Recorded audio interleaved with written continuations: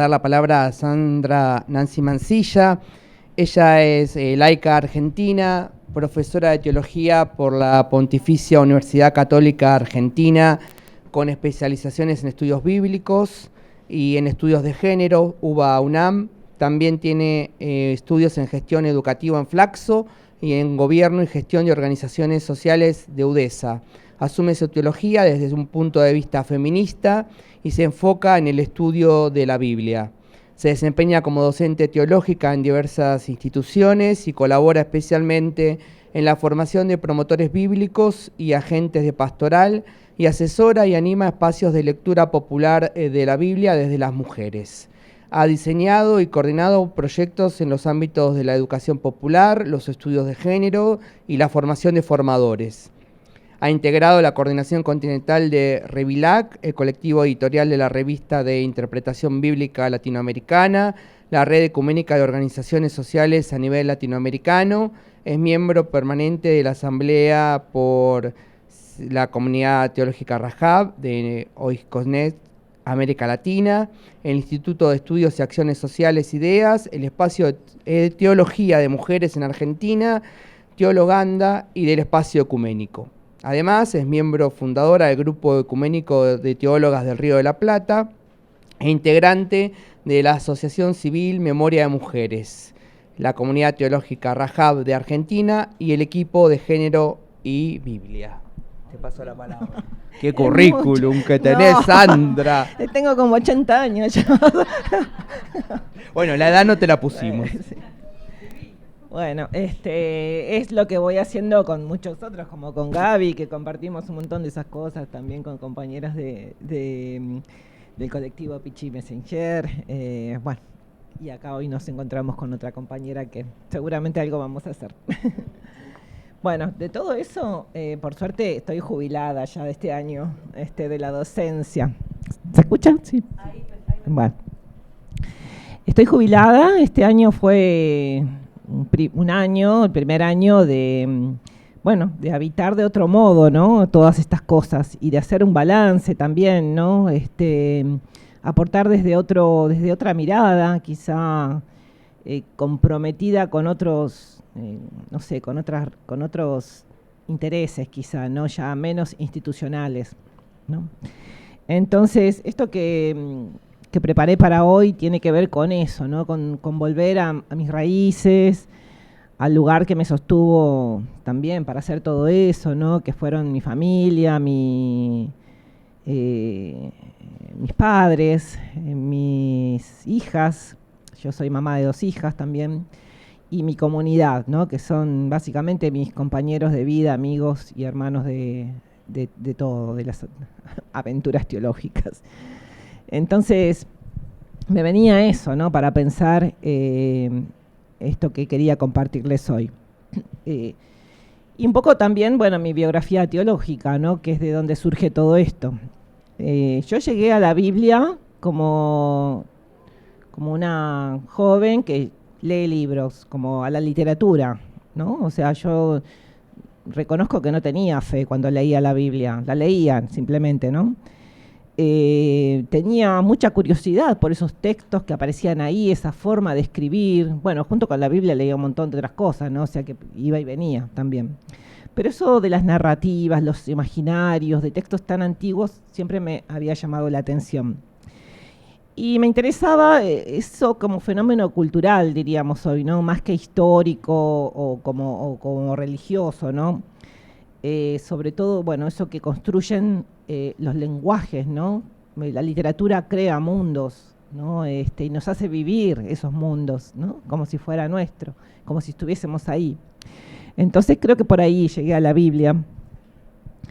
Y después cuando ya me acerqué a la teología, me acerqué como eso, ¿no? Como las cosas que se decían de Dios, ¿no? Entonces siempre trataba de recuperar cómo se decía eso que se decía de Dios, cómo la gente hablaba de Dios, de dónde salía, ¿no? Eso que la gente decía de Dios cuando rezaba, cuando cantaba, cuando iba a la iglesia, ¿no? Yo decía, pero eso, ¿dónde está, no? Porque no lo veía. Uno a Dios no lo ve, no sé, eso que la gente siente tampoco lo ve. Pero bueno, la teología es un poco eso, ¿no? Un discurso sobre Dios que crea mundos, que crea, que los imagina y los ve como reales, ¿no? Son parte de la vida de la gente. Entonces, de ahí es que bueno, cada vez me atraía un poco más. Por eso, quizá para mí la teología es como eso, ¿no? Como algo fascinante, que como es la pintura, el arte, la música, ¿no? Un acercamiento así estético, ¿no? Y que explícitamente pone al descubierto el alma humana, ¿no? Esto que somos, ¿no? Con todo lo bueno, lo malo, lo oculto, lo misterioso, lo raro y lo particular que tiene el mundo de cada persona, ¿no? Y bueno, yo veía también, ¿no? Volviendo a lo religioso, que las culturas han proyectado como si fueran así, ¿no? Una pantalla gigante, eso que pertenece al microcosmos, al mundo pequeño de cada uno, ¿no? Una miniatura en el cosmos, ¿no? Pero ahí agigantado parece, bueno, como una gran película, ¿no? Como un gran otro mundo. Y no son otra cosa que nuestros pequeños mundos, ¿no? Vistos así, en gigante. Ese infinito deseo de amor, de justicia, de armonía, de felicidad, ¿no? Pero también conviviendo con esa experiencia del mal, de los errores, de la injusticia, del dolor, de la muerte también, ¿no?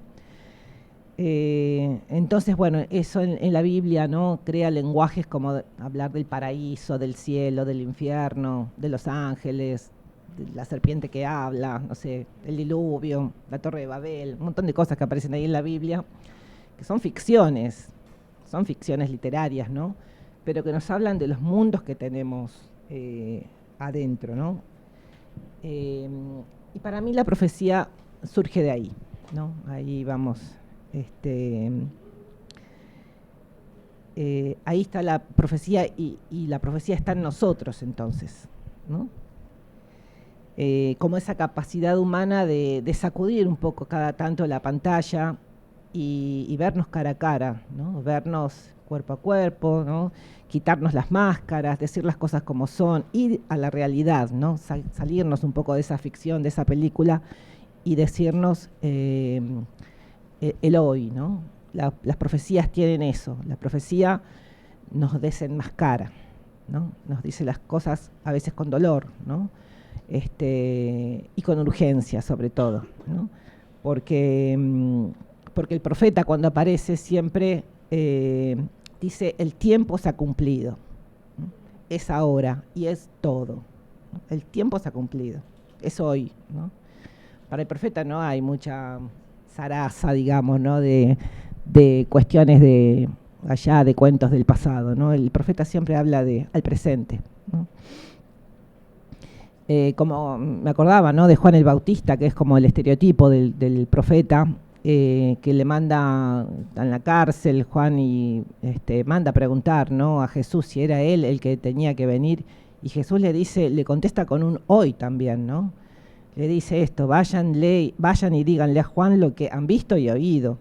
Cuéntenle que los ciegos ven, los paralíticos andan, los leprosos quedan limpios, los sordos oyen, los muertos vuelven a la vida y a los pobres se les anuncia la buena noticia, ¿no? Eso último, que es a lo mejor lo que más nos interesa, ¿no? Está en un correlato de un montón de cosas que son imposibles, ¿no? Los ciegos ven, los paralíticos caminan, ¿no? Yo digo, quizás también nosotros estamos queriendo ver o no ver, no sé, algo que sucede, pero es casi un imposible, ¿no? Que se les anuncia a los pobres la buena noticia. Pero desde ahí, ¿no? Pienso que nuestra teología feminista es profética porque se planta a decir esto es urgente, es hoy, ¿no? Es hoy y es por todo lo que no tuvimos. Porque las pobres no pueden seguir esperando, las muertas no pueden seguir muriendo, las niñas no pueden seguir siendo abusadas, ¿no? Es un basta ya, ¿no? Y para mí, bueno, la teología, los estudios bíblicos y los estudios de géneros fueron entretejiendo, ¿no? Eso como una mirada profética, ¿no? Para leer la Biblia y para leer la vida también, ¿no? Porque siempre esto va junto. Porque creo que también a veces la teología es como una especulación de esos mundos que se miran en el espejo, ¿no? O en pantalla gigante o allá, fascinan ciertamente, ¿no? Pero son laberintos inútiles a veces, ¿no? Que como dice Marichal, bueno, hay que salir por arriba, si no, no se sale nunca, ¿no? Hay que romperlo y salir de ahí, ¿no? Y pensaba, ¿no?, que en estos 2000, 3000 años que llevamos de discurso teológico, ¿no?, desde que se empezó a escribir la Biblia, por lo menos, la teología nunca fue monolítica, ¿no? Nunca estuvo cerrada, ¿no? Siempre fue un discurso en permanente disputa, ¿no? Y unos dicen, bueno, esto lo dice Dios, o la Iglesia, o ¿no?, el Lutero, el que sea, ¿no? Se disputa ese discurso, porque es un discurso con autoridad, ¿no? Entonces, sin embargo, ¿no?, ahí en ese discurso, en un momento Jesús creo que hace lo mismo, ¿no? Les para el laberinto, ¿no?, a los discípulos y les dice, bueno, ¿quién dice la gente que soy yo? ¿Quién dice la gente? ¿Qué se dice de mí, no? ¿Y ustedes qué dicen de mí? Y creo que también, ¿no?, la teología feminista ahí junto con otras voces hoy tienen esta urgencia de querer decir quién es su Dios, ¿no? En quiénes creen, ¿no? Y puede ser diferente, ¿no? Y puede haber una diversidad ahí. Creo que, bueno, esa experiencia sagrada de la divinidad de cada uno es tan válida como la de otros, ¿no? Y es una responsabilidad creyente también asumir esa respuesta que cada uno debe dar, ¿no?, ante esa pregunta. Y ahí creo que también hay, como teóloga feminista, ¿no?, un ejercicio de creatividad que bueno, compartimos con otras compañeras, ¿no? Las mujeres, las afrolatinas, las migrantes, las personas de la diversidad sexual, ¿no? Nos preguntamos, ¿no?, quién es la divinidad, qué es la Iglesia, qué es la misión, ¿no? Y de ahí surgen las teologías contextuales, ¿no?, de cada contexto. La teología feminista es una teología contextual porque surge de un contexto en América Latina, ¿no?, de violencia patriarcal, de violencia racista, económica, de violencia capitalista, ¿no? Por lo menos hay tres ejes, ¿no?, que nos atraviesan: el sexismo, el clasismo y el racismo, ¿no? Un poco decimos, bueno, como herederas también de la teología de la liberación, alcanzó a analizar críticamente, digamos, ¿no?, la opresión clasista, pero se olvidó de la opresión sexista y también la racista, ¿no?, cosas que quedaron pendientes y que la teología feminista vino a confrontar, ¿no?, también a reclamar esa deuda para con las mujeres y sobre todo, bueno, a sobrepasarla también, ¿no? Somos de una generación que vino después de la gran generación de padres de la teología latinoamericana y bueno, nos sentimos continuadoras, ¿no?, pero también como habiendo surgido de una voz que había sido olvidada. Eso también es profecía, por eso digo, eso es profecía, ¿no?, es la profecía que hemos construido.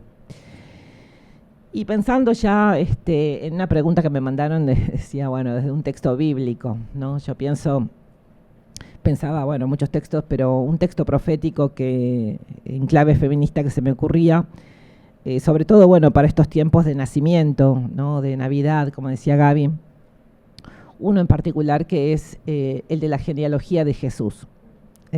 Lo tengo acá, creo que no hace falta leerlo, ¿no?, pero del Evangelio de Mateo. Es una larga lista, ¿no?, de nombres que aparecen ahí. Fulano fue padre de Mengano, y Mengano de Sultano, ¿no?, y así, todos nombres de varón. Siempre en la Biblia aparecen mucho las genealogías, pero en el Evangelio de Mateo aparecen 4 mujeres. A veces, bueno, se ha se ha hablado mucho de este texto que dice que nombra a las abuelitas de Jesús.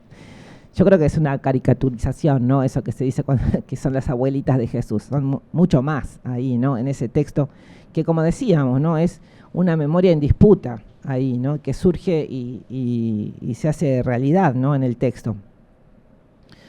Porque las genealogías en la Biblia instauran órdenes sociales con proyección política. Las genealogías nunca son inocentes ni son simplemente ahí para rellenar, sino que ya anticipan el proyecto que viene en la historia del personaje que se está presentando, ¿no? Cuando se dice que fulano es hijo de, es ya porque tiene un destino, ¿no? Una misión. Y de hecho, bueno, en Lucas y en Mateo hay genealogías diferentes de Jesús, así que son ficciones literarias, ¿no? De nuevo, ¿no? Pero en Mateo aparecen 4 mujeres, cosa que es imposible en la lógica de la mentalidad judía, que haya mujeres nombradas en una genealogía de padres, casi siempre, ¿no? De patriarcal. Y son 4 mujeres que intervienen como disruptivamente, ¿no? En esa genealogía, y que además, cuando vamos a buscarlas, ¿no? A ver de dónde las sacan, sus historias también en la Biblia, bastante olvidadas, habían sido bastante disruptivas, ¿no? Esas mujeres son Rahab, Tamar, Ruth y Betsabé, ¿no? Son 4 mujeres que uno poco nombradas, ¿no? Y María va a ser la que está al final, ¿no? Como la quinta. De Betsabé no se dice el nombre, se dice que es la mujer de Urías, ¿no? Y bueno, volviendo, ¿no? Como al punto nuestro, ¿no? De la profecía, lo leía yo en clave feminista y profética, ¿no? Y veía, bueno, este relato, ¿no? Que las trae a la escena, y pensaba en las genealogías que nosotros tenemos también como pueblo, ¿no? Que ayer, en el Día de la Democracia, bueno, también aparecieron muchos saludos de las madres de Plaza de Mayo, de las abuelas, de hijos, ¿no? Que fueron, bueno, actores importantes, ¿no? Para tejer esa democracia. Tenemos esta experiencia, ¿no? De la importancia de la memoria y de la representación en la rostridad, ¿no? Siempre que aparecen las marchas de los desaparecidos, la gran bandera, ¿no? Son los rostros de ellos, la rostridad, la evocación, el nombrarlos, ¿no? La ritualidad de los jueves en la ronda de las madres, ¿no? El pañuelo blanco en la cabeza, esa búsqueda activa, ¿no? De compañeros desaparecidos y de niños apropiados.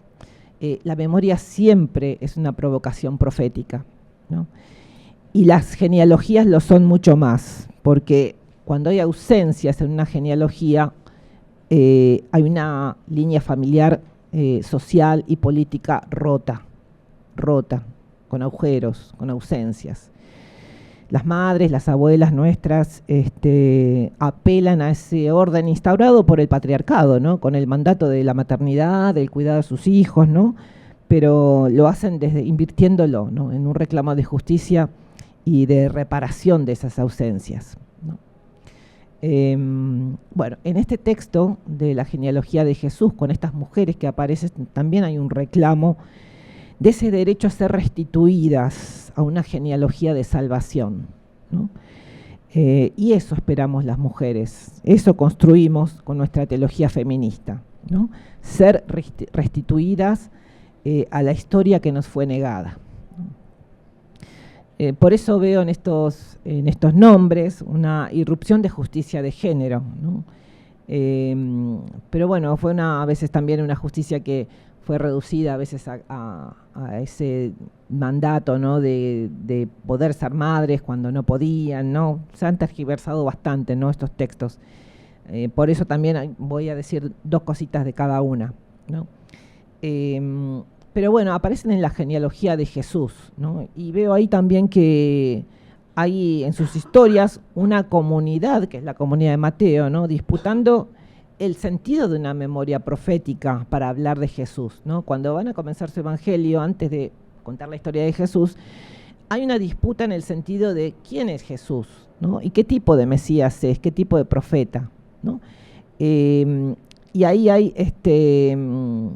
estas mujeres se levantan desde el silencio y de la oscuridad de la historia para hacerse presentes, ¿no? Y para poner luz también a ese Mesías, para entender cuál va a ser su misión y cuál va a ser su importancia, ¿no?, en la historia. La primera mujer es Tamar. Tamar había sido una viuda que en su época, la familia de una mujer viuda tenía el derecho a que si no tenía hijos pueda casarse con un hermano de su marido muerto y poder tener hijos para heredar, ¿no? Bueno, a Tamar le fue denegado ese derecho y Tamar politiza su derecho a la herencia, ¿no? Como viuda, y desde esta ley del levirato que no se cumplía en ella, ella tensa el derecho que está en la mano de los poderosos, que era su suegro, ¿no?, que no quería casarla con otro hijo más. Bueno, ella se disfraza, lo espera, lo seduce y se acuesta con su suegro y logra tener un hijo de su suegro. Esa es una historia en la Biblia, bueno, estas historias que son tremendas, ¿no? Y este patriarca Judá tiene que reconocerle el derecho, ¿no?, a esta mujer que lo reclamaba. Tuerce el derecho, Tamar. Rahab aparece en otro texto, es una prostituta que vive en las afueras de Jericó, en la muralla, y ella politiza también su lugar de prostituta. En su casa en la periferia, ella politiza su fuerza de trabajo, que era el ser prostituta, ¿no? Lo politiza en favor de su clan y de su liberación, porque actúa en el momento en que Jericó era una gran ciudadela fortificada, bueno, es invadida y bueno, también tomada, ¿no?, como por asalto por los grupos hebreos que estaban buscando la tierra prometida. Rahab se une a ese proyecto de liberación, ¿no? Ruth es una extranjera, es una migrante, podríamos decir hoy, ¿no?, que quedó viuda también con su suegra, que también quedó viuda, dos mujeres viudas pobres que también van a reclamar un derecho, ¿no?, sus derechos hereditarios. Y ellas socializan la maternidad, ¿no?, algo que parece que reducido a la órbita de lo privado. Bueno, ellas lo politizan para poder recuperar su herencia y para que otros la hereden, ¿no? Bueno, es como una novela, pero ese hijo que le faltaba a Noemí, a la suegra, se lo va a dar su nuera.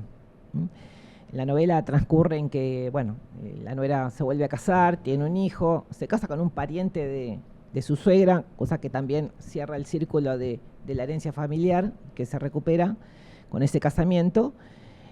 Ruth tiene un hijo y termina el libro diciendo que lo pone en el regazo de su suegra, ¿no?, como que se lo da en adopción, para que su suegra también herede, ¿no? Eso no está muy subrayado a veces en los estudios del libro de Ruth, ¿no?, pero ese gesto es una politización de la maternidad, ¿no?, en función de un derecho a recuperar. Betsabé, que no es nombrada, se dice, bueno, la mujer de Urías, trae la denuncia de una mirada pornográfica de la política que la convirtió en una cosa, a ser poseída, ¿no? Es una instrumentalización colonizadora, diríamos hoy, ¿no? El rey tiene derecho a matar, porque le mató al marido para quedarse con ella, a matar, a violar y a poseer, ¿no? Eso no tiene perdón, ¿no? Y aunque hay un salmo de David, qué sé yo, el que pide misericordia, sin embargo, Samuel, el profeta, lo denuncia, lo confronta, y esa demostración del poder violador de David que es condenada por Dios y por el profeta. Entonces, bueno, estas mujeres, esta memoria profética emerge en la configuración de esta genealogía del Mesías, ¿no?, como un grito profético, ¿no?, que dice: Mesías sí, pero sin casa patriarcal, ¿no? Mesías sí, pero sin casa patriarcal. Surgen del espacio doméstico politizado, nunca más privatizado, y un espacio doméstico que es un espacio comunitario. Siempre en la Biblia no existe lo individual, ¿no? Lo privado. Estas mujeres son 4 memorias subversivas, silenciosas, ¿no? Pero que convergen y se materializan. En la Biblia se dice, se encarna, ¿no? Ahí el proyecto de Jesús. Y la comunidad, la comunalidad, creo que es mejor dicho, es una clave profética, ¿no? La salvación nunca es individual, es en comunión y es diversa, ¿no? Entonces, descolonizar la teología supone tener fe en las mujeres, en su lucha, supone tener fe en la lucha de los trabajadores, de las diversidades, de los jóvenes, de los nadies, de los comunes. Y para que nazca un profeta también, nos muestra este texto, no alcanza una mujer, ¿no? Se necesitan muchas mujeres, se necesita un pueblo con memoria y con creatividad, ¿no? Capaz de torcer la crueldad desde la ternura y el deseo. El profetismo hoy requiere una nueva gramaticalidad, ¿no? Ahí me vuelve lo de la literatura mía, ¿no? Porque no hay estructura del lenguaje capaz de denunciar lo que está pasando hoy. Es tan terrible, no tenemos palabras, estamos como mudos, ¿no? Como, no sé. Y en aquella época, creo también de la época de Jesús, Jesús fue la clave gramatical que liberó estos silencios de la historia de Israel, tan antiguos, ¿no? Hoy tenemos que crear esa gramaticalidad, ¿no? Ese discurso, esa narrativa, y tenemos que hacerlo comunitariamente. Ya no alcanzan los iluminados, los académicos que andan por ahí siempre, ¿no? Escribiendo libros. Tenemos que traerlo desde la memoria que nos habita, que está en nosotros, que nos constituye, y tenemos que convertirlo en proyecto, ¿no? Bueno, y América Profética es un proyecto urgente en estos tiempos. Bueno, disculpen que fui larga.